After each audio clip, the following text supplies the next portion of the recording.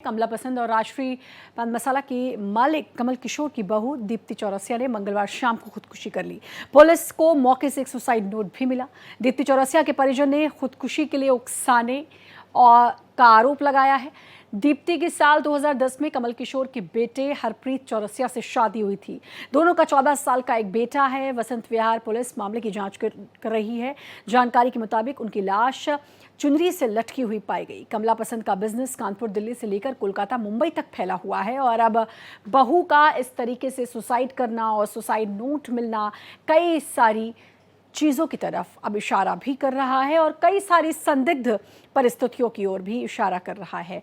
वहीं अब दीप्ति के घर वालों ने भी कई आरोप लगाए हैं और अब पुलिस छानबीन में जुटी है कि ये आत्महत्या है या इसके पीछे कोई और वजह है, क्योंकि दीप्ति की खुदकुशी से कई गंभीर सवाल उठे हैं। आदित्य द्विवेदी हमारे साथ हमारे संवाददाता जुड़ चुके हैं। आदित्य, क्या कुछ समझ में आया है? क्योंकि कमला पसंद के बारे में तो हर कोई जानता है और इस तरीके से बहू का सुसाइड करना, सुसाइड नोट मिलना और बहू के परिजनों का इल्जाम भी लगाना, क्या कुछ अपडेट है आपके पास? श्रद्धा, अगर हम इसमें बात करें तो अब तक जो बातें सामने आई हैं उसमें दीप्ति के जो भाई हैं ऋषभ, उन्होंने साफ साफ बोला है कि उनकी बहन के साथ मारपीट होती थी। जो सास हैं उनकी बहन की, वो मारपीट करती थी। पति के तमाम अवैध संबंध थे। उन्होंने ये भी गंभीर आरोप लगाया हुआ है। और 2010 में इनकी शादी हुई थी और उसके बाद 11 में एक बेटा हुआ था और उसके बाद से ही इसके जो इनके हस्बैंड थे हरप्रीत, यानी कि दीप्ति के पति, ये इसके साथ आए दिन मारपीट करते थे। उनके कई जगह अवैध संबंध थे, जिसकी वजह से इनकी बहन बहुत प्रताड़ित रहती थी। इस तरह के आरोप ऋषभ ने लगाए हुए हैं और ऋषभ ने और भी गंभीर आरोप लगाए हुए हैं।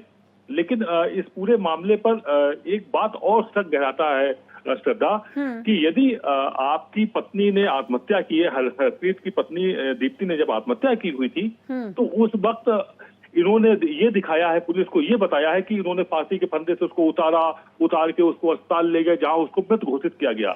जबकि ऐसे मामले में जब आपके बीच में अनबन है, आप एक साथ रहते नहीं है, आपने दूसरी शादी कर ली है, आप कहीं और रह रहे हैं, तो आपको ये सूचना कैसे मिली, पहले तो ये बताइए।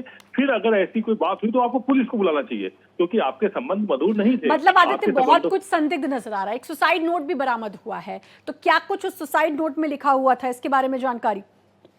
और एक डायरी मिली है दीप्ति की, सुसाइड नोट, उसी में कुछ पन्ने में उसने लिखा हुआ है और उसने बच्चे को प्यार लिखा हुआ है। जो एक बेटा है 14 साल का हो गया है, उसके लिए उसने स्नेह और प्यार लिखा है और उसने कहा कि जिस जिंदगी में मिठास ना हो, रिश्ते ना हो, रिश्तों को कोई मायने ना हो, उस जिंदगी के बहुत मायने नहीं होते हैं। इस तरह की बात, क्योंकि वो डायरी रोज लिखती थी, इसका मतलब ये बिल्कुल नहीं है कि उनके इस नोट लिखने का मतलब है कि वो आत्महत्या करने जा रही, क्योंकि उस नोट में, इन लाइनों में आत्महत्या मैं कर रही हूँ इस तरह का जिक्र नहीं है।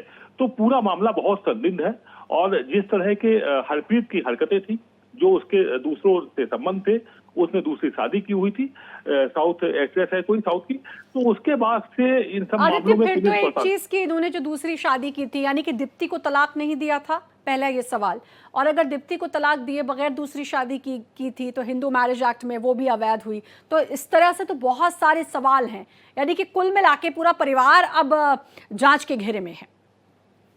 आप बिल्कुल, इस पूरे मामले में चूंकि ऋषभ जो कि दीप्ति के भाई हैं, उन्होंने सीधे सीधे आरोप अपनी बहन की सास और पति पर लगाए हुए हैं। तो इतना तो तय बात है कि इसमें जांच पुलिस अपने अंदाज में करेगी और जब करेगी तो उसमें बच नहीं पाएंगे ना ही उनके पति और ना ही उनकी सास। जी, मतलब कुल मिला के आदित्य की पुलिस पूरी छानबीन जो है वो कर लेगी और पुलिस को पता है कि कैसे क्या कुछ चीजें पता लगानी है, क्योंकि जो आपने बताया कि ये पूरा एक परपंच किया गया है कि उनकी बॉडी को लेकर अस्पताल लेकर गए और वहाँ उनको मृत घोषित कर दिया, लेकिन उस टाइम पे घर पे कौन कौन मौजूद थे, कि कैसे इनको ये खबर मिली, ये बहुत सारे सवाल हैं आदित्य।